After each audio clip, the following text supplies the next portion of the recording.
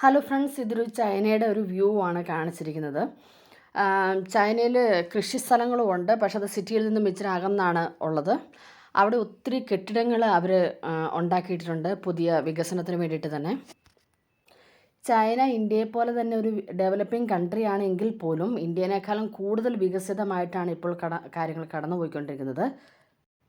ചൈനക്കാർ പൊതുവെ എല്ലാ സ്ഥലങ്ങളും വളരെ ക്ലീനും നീറ്റുമായിട്ടാണ് ഉപയോഗിക്കുന്നത്.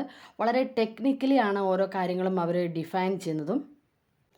കമ്പനികളുടെ മേലധികാരികളായിട്ട് കൂടുതലും സ്ത്രീകൾ അവിടെയുണ്ട്.